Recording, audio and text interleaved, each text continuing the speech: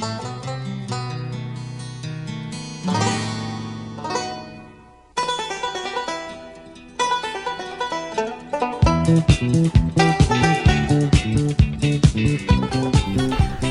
and welcome to another episode of the Cover Zero podcast, the show where I cover the least in the best way possible. I'm your host, Jason Wells. Today is Wednesday, August 13th. Preseason week 1 is done. Further in the training camps, we have more news going on. Unfortunately, with this time of year, we have some injuries. One really unfortunate injury for an AFC team. But yeah, obviously this is a new look. I am standing currently. Is that because I'm trying to do like the Pat McAfee thing? Obviously not. I don't have a chair at the moment. I don't mind the standing thing though. I guess we'll see how this goes. I have my gallery wall set up. This is going to be the new podcast look setup. If you're just listening, none of this really matters to you. Added some new frames, new pictures behind me. We got Alan Page, Ovi eating hot Cheetos in Subway, Kawhi Leonard stone-faced, Vince Wilfork. We got Bartolo Colon hitting a homer. We got young Gordie Howe fishing. These Marshawn Lynch on the golf cart. Robin Williams cheerleader. Got Chris Neal right behind me, knocking the shit out of someone. Robert Hunt diving in the end zone. Mike Ditka, Ricky Williams, Anthony Edwards, Justin Jefferson doing the Kevin Garnett. Either way, lots of pictures, new pictures behind me. I love the gallery wall. Yuki Tsunoda in his Red Bull gear at the Dolphins Stadium. All of this to say, what is this episode going to be? I'm going to talk about the defenses I'm most excited for and least excited for. Obviously, NFL Weekly Update, a lot shorter than last week's, thank God. And I'm going to try to recap this preseason week 1. I guess let's just get into it. NFL Weekly Update to start. Really excited to talk about these defenses, though. But let's start off with NFL Weekly Update. So, unfortunate injury. All-Pro left tackle just signed the biggest offensive tackle bag in NFL history. Rashawn Slater tears his ACL, done for the year. Just awful. Like, there's no other way around it, really. It's terrible. I'm very happy he signed that contract, got that, again, generational wealth. Like, he's set up for life now, but obviously you hope that he comes back. He's completely healthy. He's the same Rashawn Slater that we've seen over the last couple years. But yeah, it just sucks for the Chargers, who were maybe looking to take a little bit of a leap. Maybe. I have my doubts, and we'll hear about the Chargers more in the next couple weeks with the most exciting defenses and offenses and vice versa, whatever. But yeah, sucks for the Chargers. Obviously really sucks for Slater. On the one hand, you drafted Joe Alt last year, who will now slide over to left tackle, his more natural position anyways, and he should be an absolute killer. I expect nothing else from Joe Alt to just be able to step in and, yeah, be one of the best left tackles in the league. Again, him going into year 2. But now that right side of the line, where, we'll see where it goes. It's back with Trey Pipkins, who has obviously played a bunch of tackle for the Charger over the years, but he hasn't been great. He's serviceable anyways, but that's your right tackle. It's that offensive line that was looking like it could be a big strength for the Chargers. Looks iffy now. Hopefully Joe Alt does live up to his expectations. I believe he will, but again, very tough loss for the Chargers at this point. Speaking of injuries, I haven't touched on it yet because, lots of other things going on, but Matt Stafford, injured, hasn't practiced, hasn't done anything basically this entire offseason. He got what's the thing that they give to pregnant women? An epidural. He got one of those for his back. That doesn't sound good. And then the most recent thing is he got this, space pod trailer thing brought to training camp that was supposed to revitalize him. And when your nearly 40-year-old quarterback is relying on, I'm not going to call it junk science because I'm sure that there's some merit to it, but it's rich people junk science. And hey, maybe it works out for him, but now it makes someone who has stock in Puka Nacua in fantasy as a keeper. I'm now worried about the Rams, and we'll talk about the Rams offense more next week when I just talk about offenses in general. But officially worried about Matt Stafford. There's been no news. And again, he could just be playing week 1. I have no idea. But that's the latest on Matt Stafford anyways. Jordan Addison suspended for 3 games, a part of his speeding DUI charge from last year. Obviously, completely warranted. Makes obvious sense. The Vikings will obviously be fine. They have loads of weapons and they're good. But again, this happened. Now I'm interested to see the Rashee Rice suspension. I'm sure that will come out probably next week. Should be more than what Addison got, I would assume. I would assume closer to 6 games. Again, I would think it would be more, but it is what it is. Next note up here, something I missed last week. Noah Fant signed a 1-year deal with the Bengals, the former first-round pick, very, very athletic tight end out of Iowa who never really stuck. Well, didn't stick with the Broncos because he got traded and the Seahawks couldn't really work it out, but Bengals get another athlete to catch passes for them, I guess. So we'll see how that goes. Again, a bit of a nothing signing. Talk about other nothing signings here. Will Hernandez signs back with the Cardinals.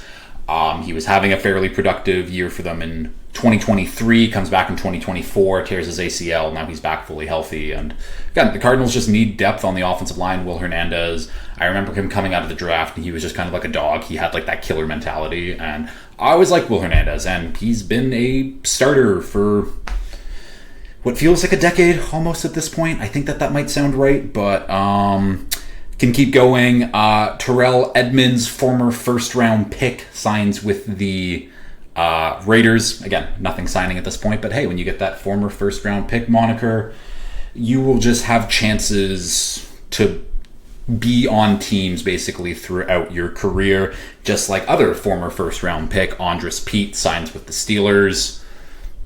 Again, these are both depth signings. They really mean nothing. But again, former first-round picks, and they were first-round picks for a reason at one point. I do think that Andres Pete actually made a Pro Bowl at one point, where Terrell Edmonds, I think at the time everyone was like, why was that pick made? And then, we're all vindicated, however, many years later being like, yeah, that pick just shouldn't have been made in general. But we can keep going. Quinshon Judkins waives his right to like a speedy trial. So the process could have been faster. He could have been in the courts figuring everything out. His lawyer's like, no, we're gonna do like the normal. I don't really know what I'm talking about here, but instead of having everything sped up, they're just kind of going through the normal process, where now it's iffy on if Judkins even plays this season. He still hasn't signed his rookie contract. Obviously the Browns are probably waiting for this all to play out as well.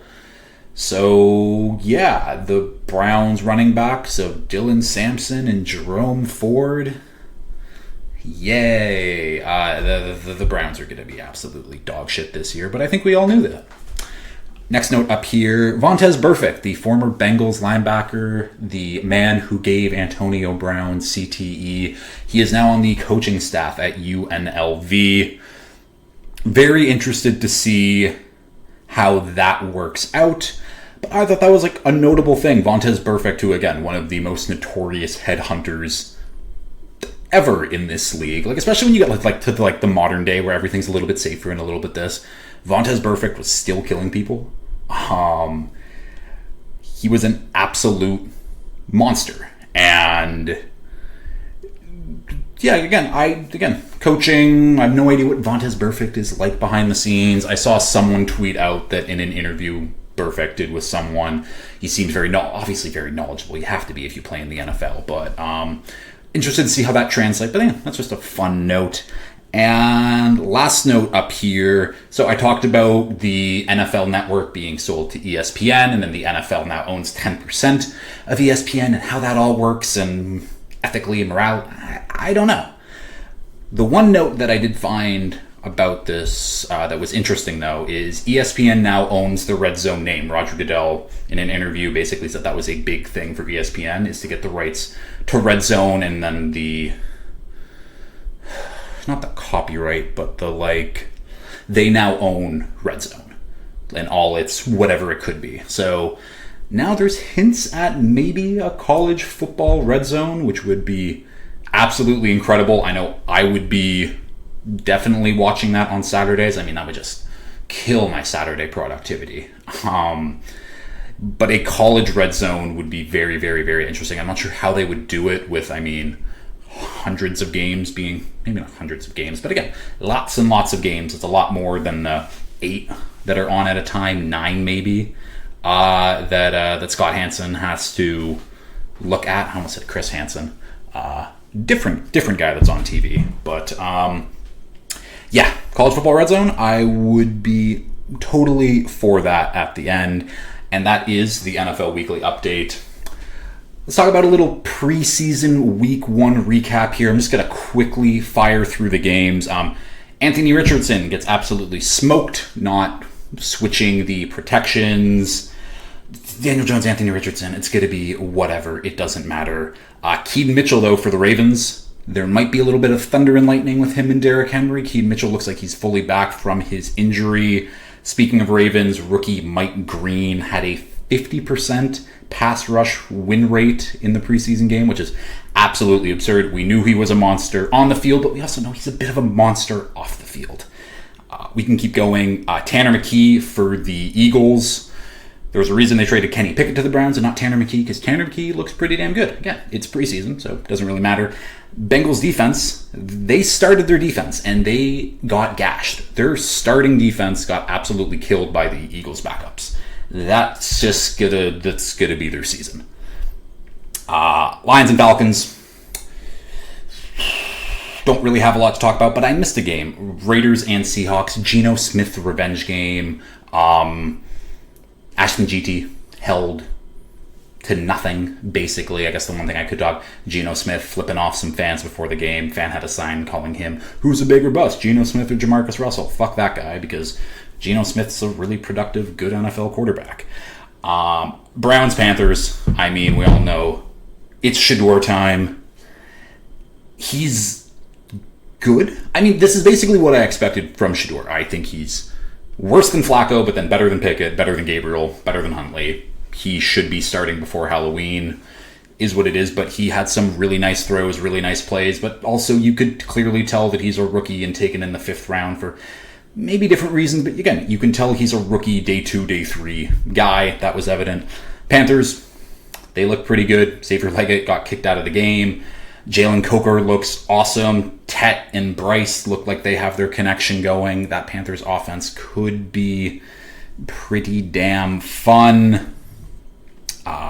Commanders and Patriots, Travion Henderson, first touch of his NFL career, 100-yard kickoff return. Stud, potentially. I guess we'll see. Giants and Bills, Mitch Trubisky had an absolutely, probably the best play of his career, which was nuts. Abdul Carter also just looks like a freak. But again, we all knew that Abdul Carter was the best pass rusher in this class. And yeah, it looks like he's going to be the best pass rusher in this class. Vikings and Texans, J.J. McCarthy, looking good. We can keep going. Steelers and Jags, Travis Hunter getting snaps on both sides of the ball, making a few plays on offense. One miscue on defense where Caleb Johnson broke his tackle, is what it is, but he was shadowing people on their own routes, which was a lot of fun. A lot of fun to watch. The Cowboys, Joe Milton can just throw the shit out of a football. I don't know. He's again, one of one arm strength Joe Milton. No one compares. Not Josh Allen, not Pat Mahomes. Joe Milton is leagues above those guys in just terms of throwing the football far. Everything else, he's not very good, but it is what it is. CeeDee Lamb got absolutely clocked by a ref on the sideline. That was funny. Willie Lampkin, UDFA, the 5'11 king on the offensive line. I think he had 6 pancakes in the game. I told people in the pre-draft process, Willie Lampkin is an ass kicker. Willie Lampkin is an absolute ass kicker. He is a football player. He will just find a role in this league because he's just good at football, period. Cam Ward did his thing. Titans offensive line, though, might be sneaky pretty good, but I guess we'll see. Kyler Murray threw an absolute dog shit interception. That was awful, but it is what it is. Again, it's preseason. Who cares? Jets and Packers. Taylor Elgersma, Canadian, looked pretty good. The Jets, look like they're just going to run the shit out of the football. Nothing wrong with that, obviously. Broncos, Niners, I got nothing to report. Dolphins, Bears, ended in a tie, which is funny. Tua can't get hurt. I already knew this, but Zach Wilson, terrible. Quinn Ewers looked awful in his debut. Ollie Gordon looks promising, at least. Bears didn't play any of their people that we really care about. And then, Saints and Chargers. Tyler Shough threw his first ever career pick six. That was fun. Played pretty decent. Played like a rookie, but he is 26 years old. He should be maybe playing a little bit better. Trey Lance looks good.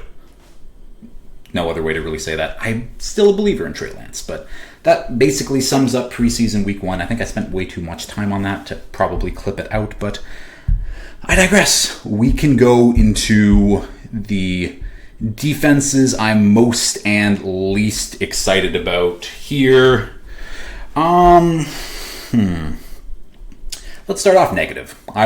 Might as well just start off negative here. And who do I want to start with? Wrong defense pulled up here. You know what? Let's start with the Tennessee Titans defense. Yeah, I'll start about the Titans. So, obviously they picked Cam Ward at number 1 overall. If it was up to me, and I know you can't pass on a quarterback you believe in if you're the Titans, and they obviously believe in Cam Ward. I did not, so this would have been me. And I think that's also the reason that Rand Carthon got fired, is because he wasn't a believer in the Titans. We're like, we have to pick a quarterback. We're picking number 1. But now we look at this defense who... Jeffrey Simmons, great. Devondre Sweat, could be great. Great rookie year anyways. L'Jarius Sneed, you hope he gets back healthy.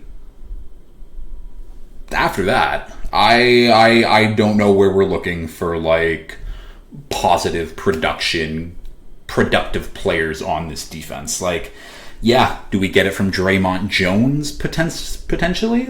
Maybe Roger McCreary. I don't know.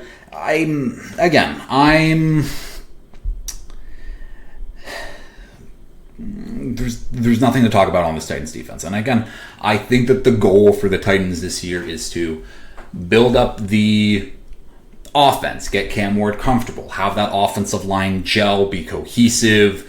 The weapons, again, it's not great, but there are some decent weapons for Cam Ward to throw to, where I think that was the entire goal of the Titans offseason, was get Cam Ward comfortable, make sure that he can develop into the guy that they need him to be, and just let's forget about the defense this year, because that's essentially what they did. They added a few nice pieces in free agency. I will add, though, that Kevin Winston Jr. at safety, I think, could be a very nice player for them this year, maybe down the road. Didn't play at all last year at Penn State because of injury, but that's a player that I do like. But where's the pass rush going to come from? If L'Jarius Sneed is still banged up or not back to his Kansas City form, then this secondary looks weak.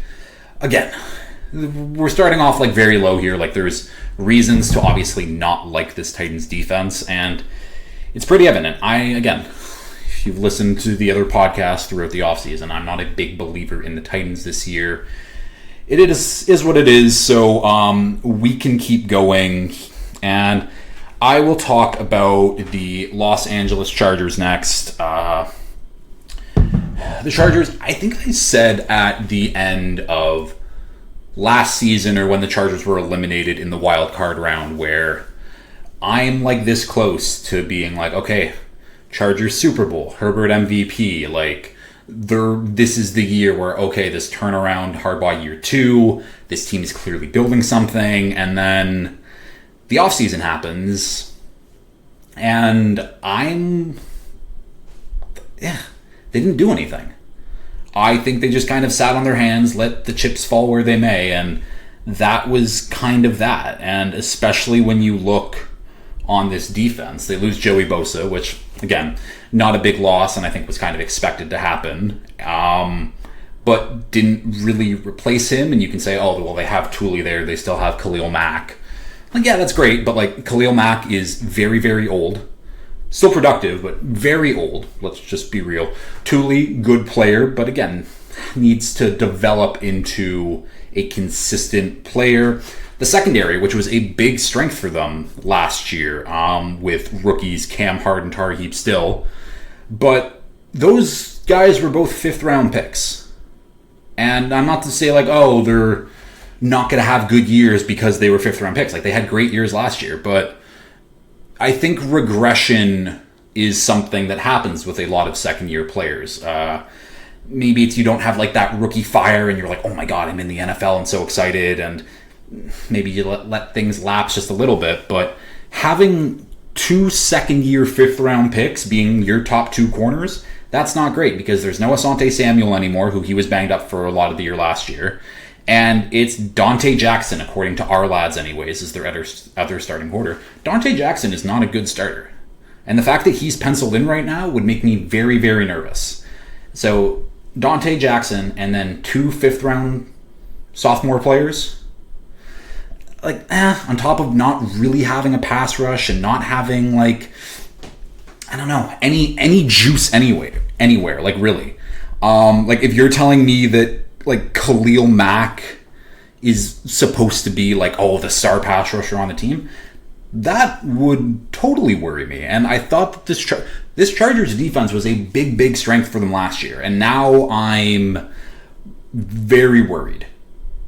And I don't think that their secondary is strong. I don't think that their front 7 is as strong. And I'm just worried. And I'm trying to think of, like, people that they, like, drafted. But even then, like, I'm looking down the line. Like they drafted Jamari Caldwell, who I like. They drafted Kyle Kennard, who I think is just, like, fine.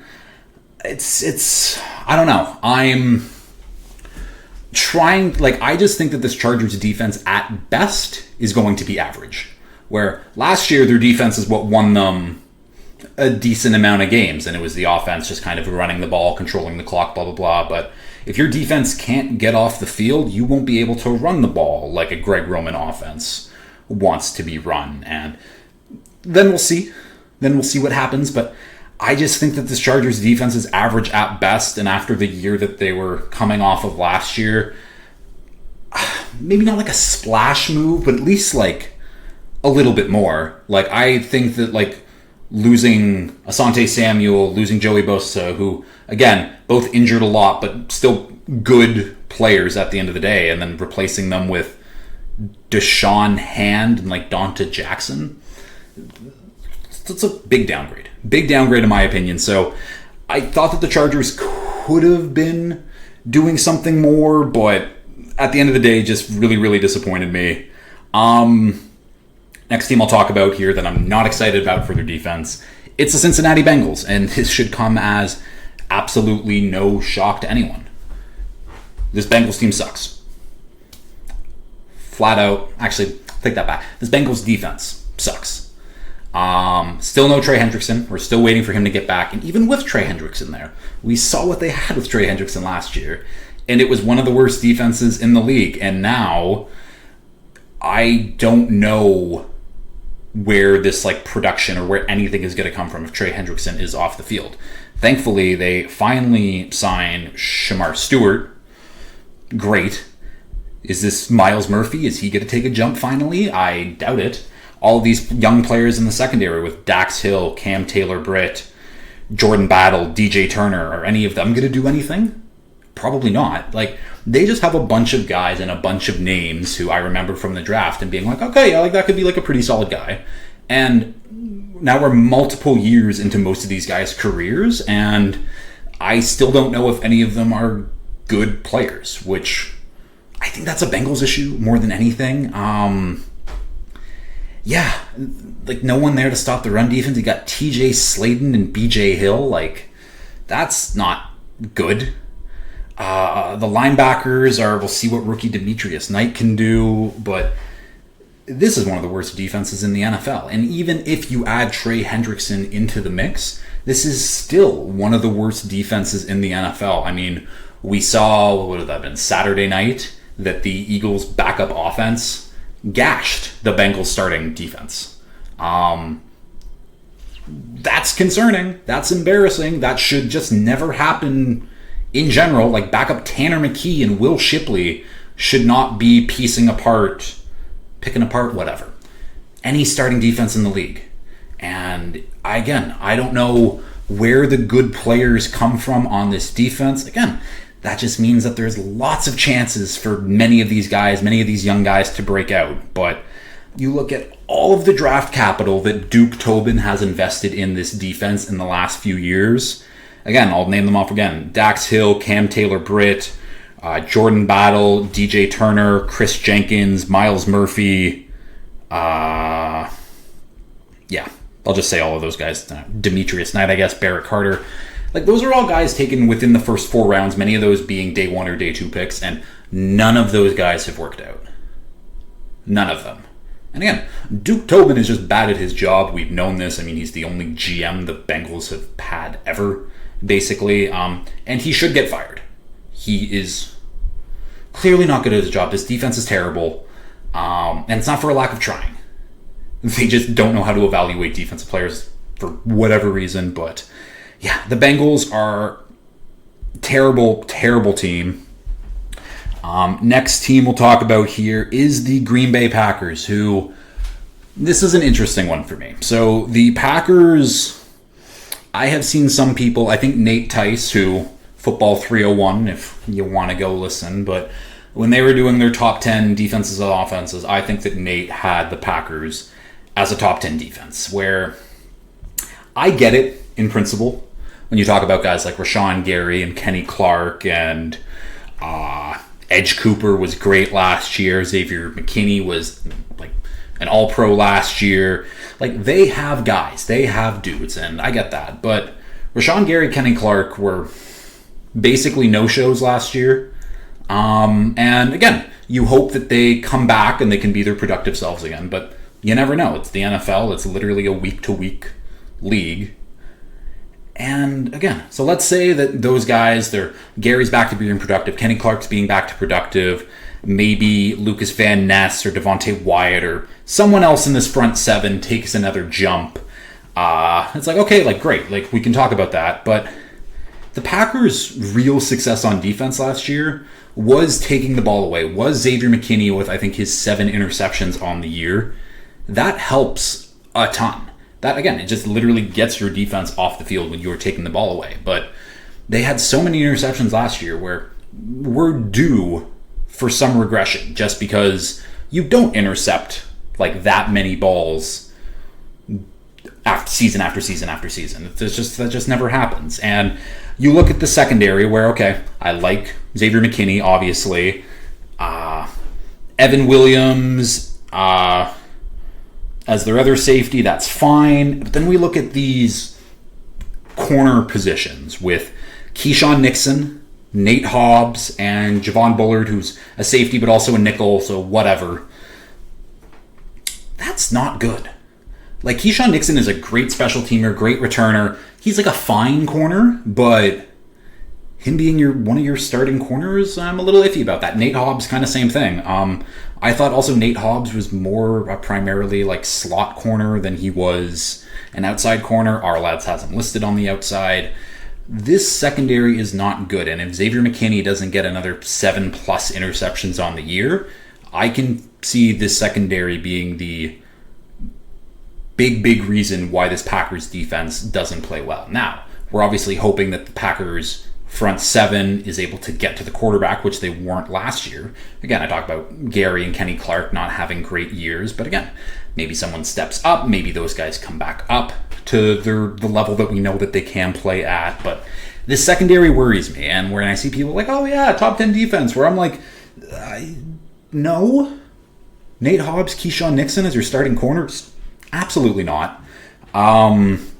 So yeah, I got my worries. I think the Packers defense has the best chance to become one of the better defenses in the league, again, if everything works out, but that's just not the way the NFL works. So maybe I'm taking my shot and being like, the Packers defense, not really excited for it. But again, we will see. And do I have one more team?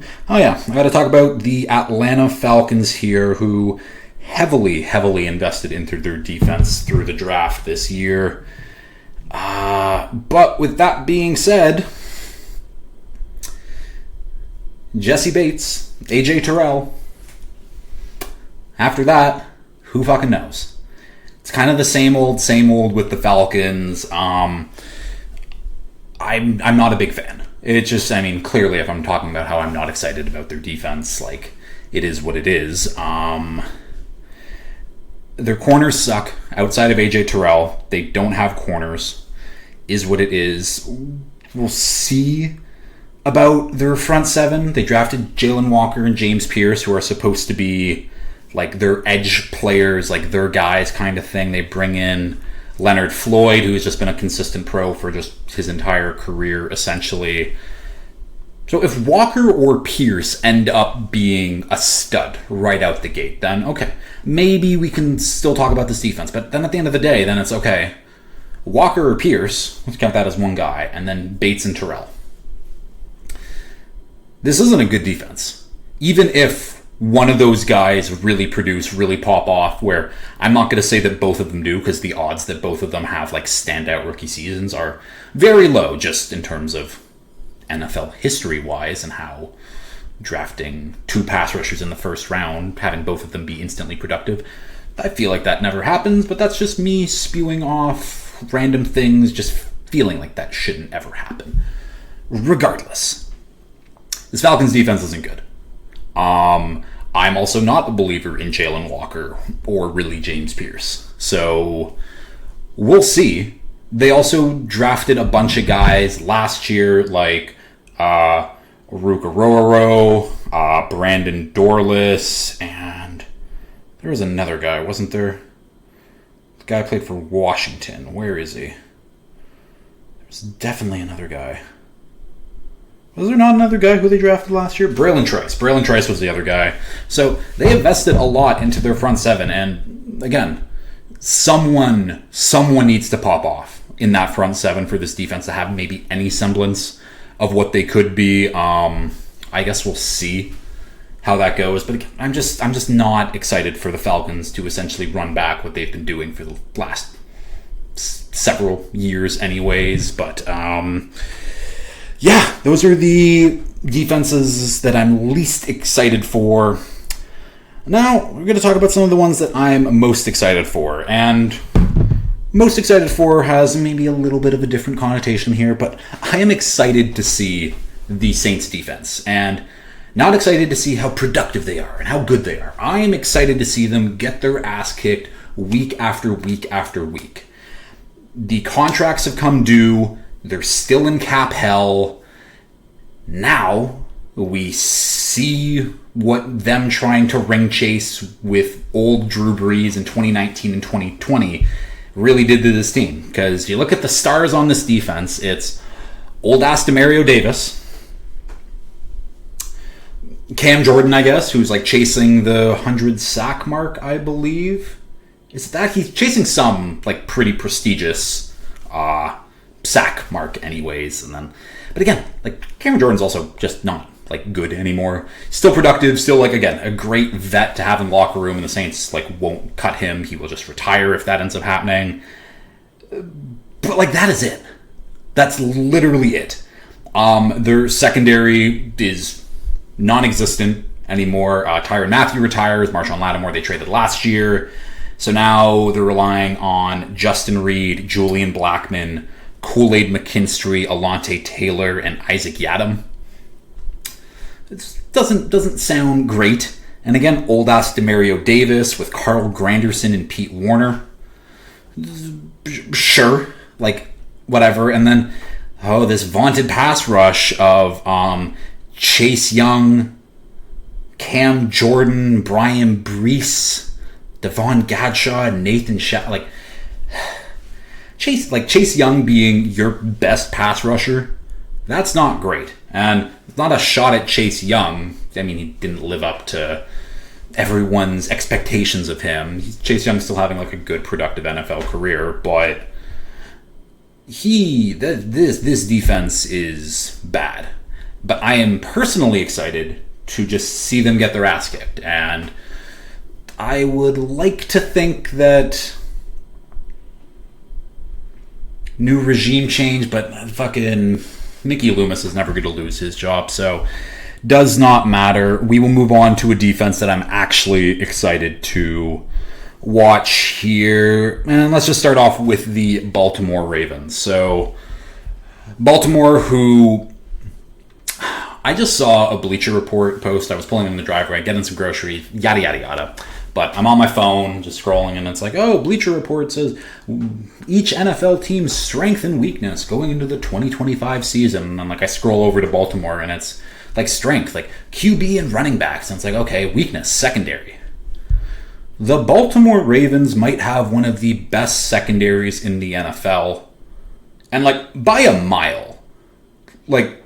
I don't think, again, off the top of my head, that I can think of many secondaries that can actually compete with what the Ravens are doing. So the fact that whoever at Bleacher Report said that the Ravens' weakness is their secondary, what an idiot.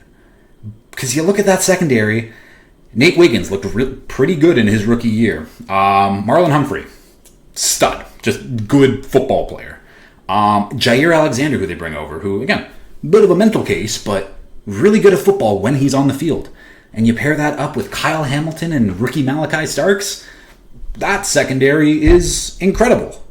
Not even talking about some of the other guys that are just more depth pieces, which I won't really talk about, but this Baltimore secondary is the strength. Maybe not the strength, but either way, it's really good. It should not be seen as a weakness by Bleacher Report, but that's just whatever.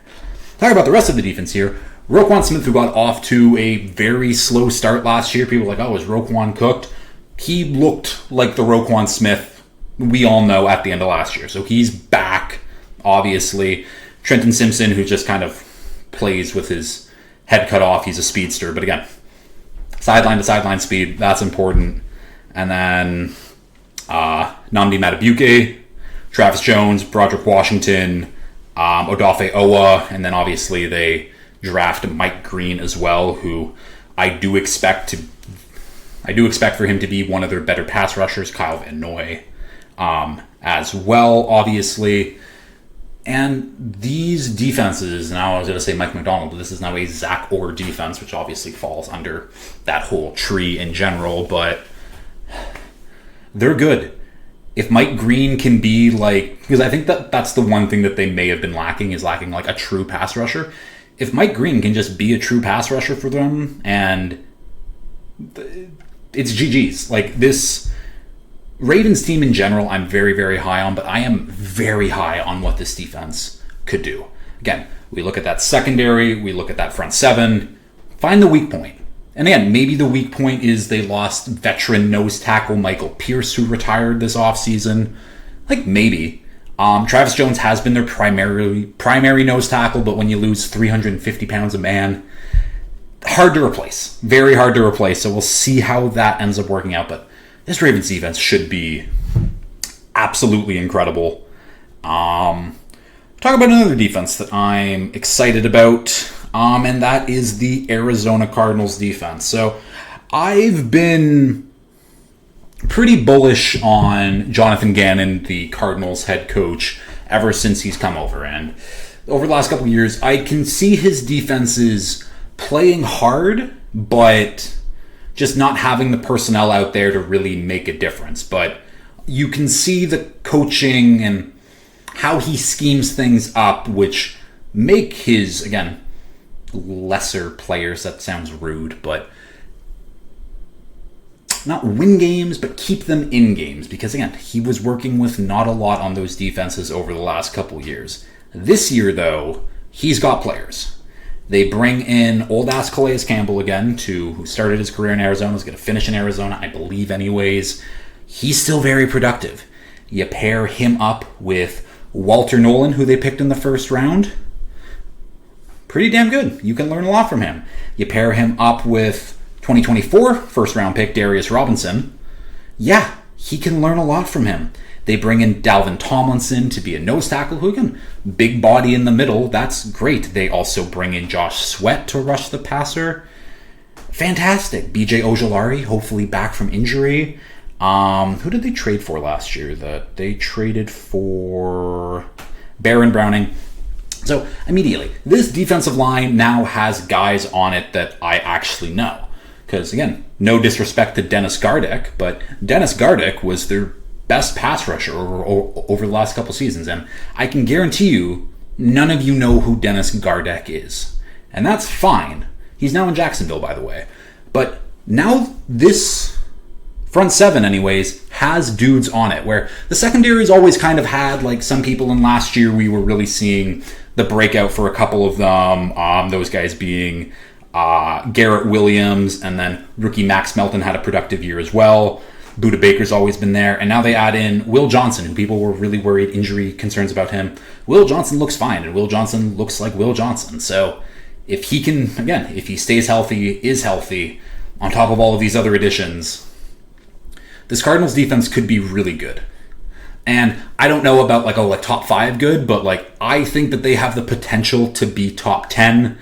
Obviously, a lot of this hinges on if they're young defensive linemen with Walter Nolan and Darius Robinson, if they're productive right off the bat. Because if neither of those guys are productive, I think that while this defense will be greatly improved from what we've seen over the last couple years, I don't think it'll hit that top 10 ceiling that I think that it could be.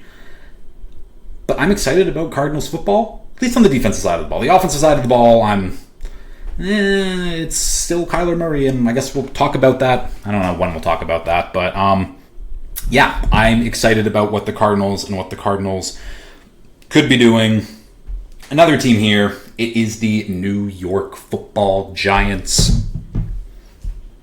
Mainly for, not even mainly, but this team they're essentially playing for Brian Dable and Joe Schoen's jobs. If they don't like them, hey, maybe this defense isn't good because they've given up. But I think through the first month of the season anyways, while everyone's still playing their asses off, this Giants defensive line might be the best in football.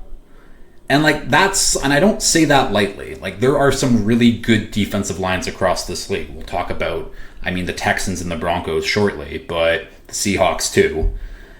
But this Giants defensive line with Dexter Lawrence, who is one of the best interior defensive linemen in the league, Brian Burns, Abdul Carter, Kayvon Thibodeau, and it's really not about Kayvon Thibodeau, but what those 4 guys can do, shouldn't lean on the standing desk, I guess, but I should have known that. It can be really good. Like, just the idea of Dexter Lawrence with Brian Burns and Abdul Carter rushing next to him, that's terrifying. And again, if Abdul Carter lives up to what his hype is, and Brian Burns is still really good, and Dexter Lawrence is, again, the best nose tackle I might have ever seen with my own eyes, that's scary. And that's not even talking about the rest of the defense. I still like Bobby Okereke as one of their starting linebackers. They bring in Paulson Adebo to play corner opposite Deonte Banks, who they hope has a better year than last year, goes back to kind of what we saw in the rookie year, because last year Deonte Banks was not good.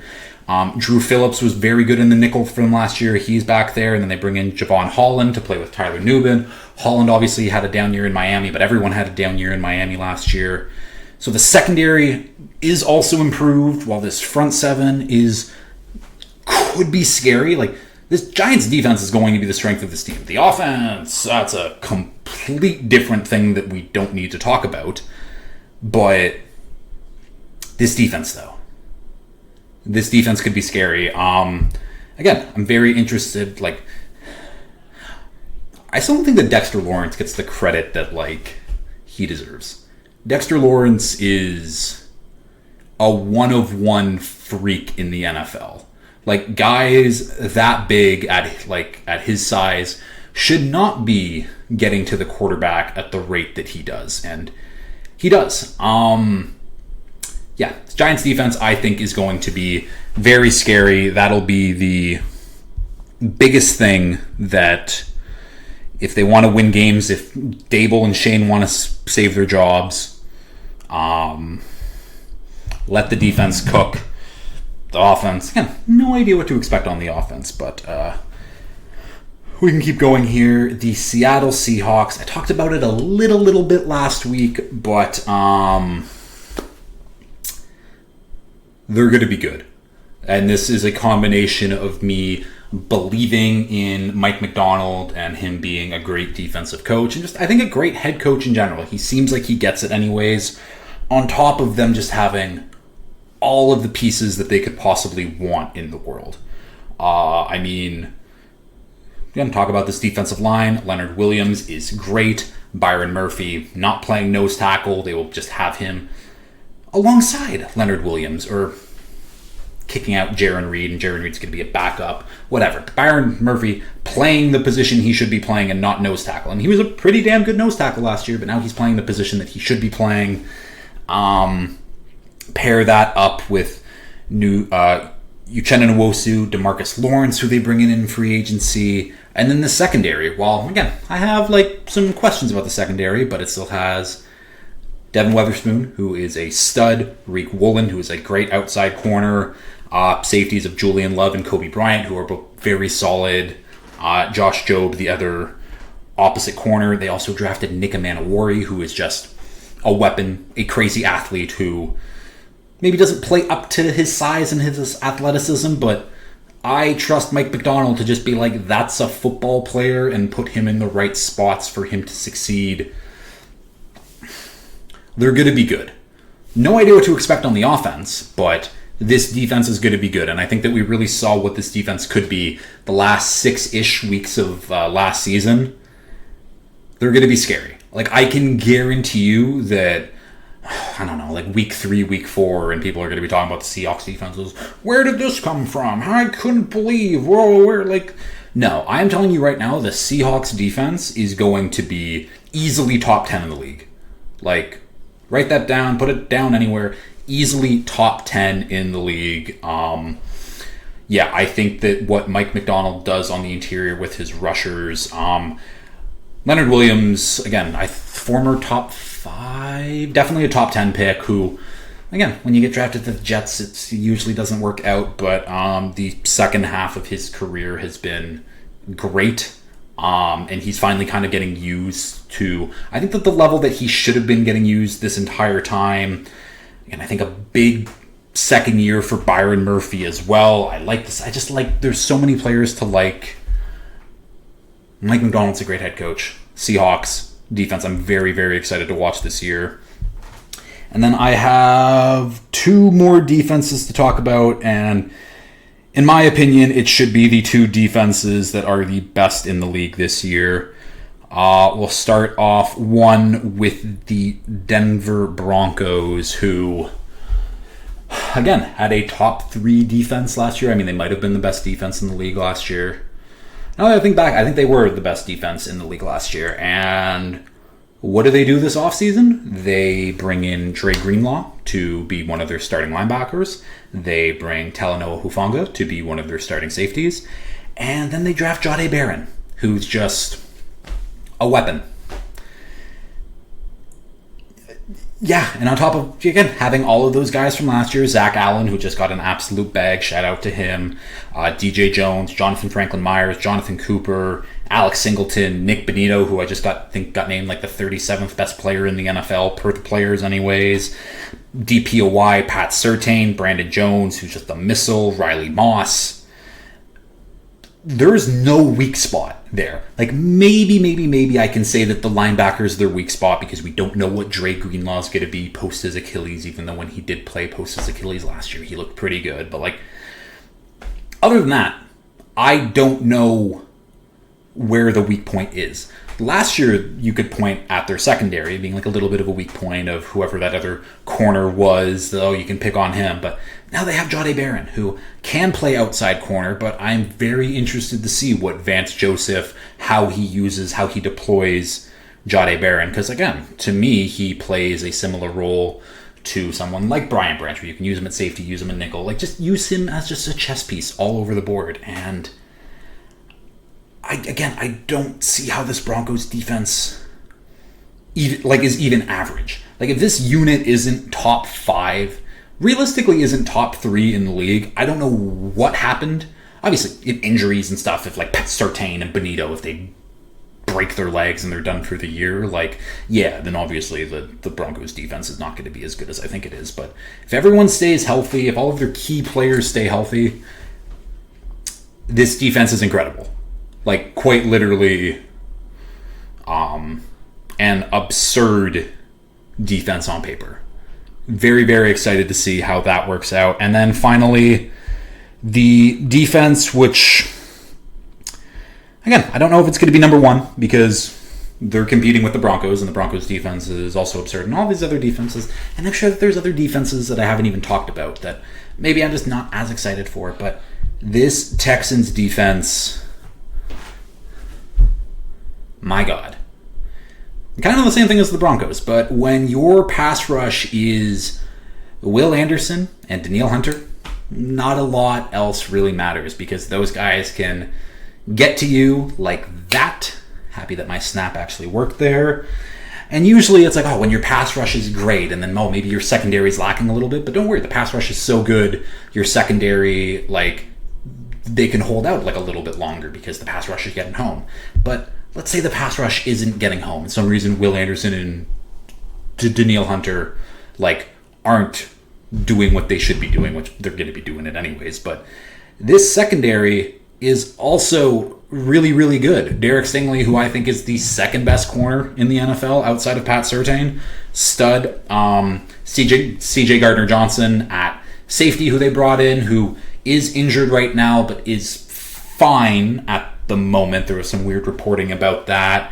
Kamari Lassiter, who they drafted last year, who was really good. Kalen Bullock, who they drafted last year, who was good. Jalen Petrie in at nickel, who's been really good. Aziz Al-Shire and Henry To'oTo'o. They just got dudes. When your secondary is probably just as strong as your pass rush, I don't know how teams are going to score on this team. Obviously, injuries can happen, and injuries can fuck everything up. But Will Anderson and Danielle Hunter just getting after the quarterback is going to be insane in itself. On top of Stingley, Lassiter, Petrie, CJ Gardner-Johnson, Bullock, they got dudes everywhere. This is again, very, very fun defense. This is maybe for a little bit of a later episode, but I do expect Will Anderson to be in the Defensive Player of the Year conversations. At this point, maybe I have a little money sprinkled in on him already. Those are the offenses and defenses I am least and most excited about here. Next week, obviously, we'll talk about the offenses, really get into it. I think I'm going to touch on most people's teams while I'm doing these things. We're really close to the NFL season, though. I am very, very excited. Let me check my podcast schedule here. So we got offenses next, then we got my hot takes episode, and then we're into the week 1 preview with awards. I think that actually my hot takes episode will be hot takes / awards and such, and week 1 will just be the week 1 preview in general. Do I have anything to... I kind of like standing while podcasting. Obviously I'm moving around a little bit, but if you're listening, it doesn't really matter. I'm hoping that the audio was good because I'm using handy dandy mic. I didn't want to stand with the mic because that's a little weird, but regardless, good first episode in my office podcast room, whatever you want to call it. Gallery wall could definitely be added upon. The Vince Wilfork and the Alan Page one literally went up minutes before I recorded because I went to Valley Village this morning, got frames. Regardless, but now it looks a little uneven at the top, so I'll have to balance that out. I think my plan is at some point to get that blue couch back in there, and then I can record from the couch. We'll see though. We'll see. Anything else to really report on? It's hot as balls out here. I was I'm close to an ocean. I won't get as warm. No, we're in a heat warning, and there's fires, and didn't expect this kind of right off the bat, but apparently it hasn't rained here in a month and a half, which is very, very scary. We're supposed to get some rain this weekend, anyways, and then it's supposed to cool down again. But yeah, I think that's it though. Anything else? No. Yeah, so offense is next week that I'm least and most excited for. And as always, if you have liked this, please like, share, retweet, subscribe, tell your friends, and until next time, peace.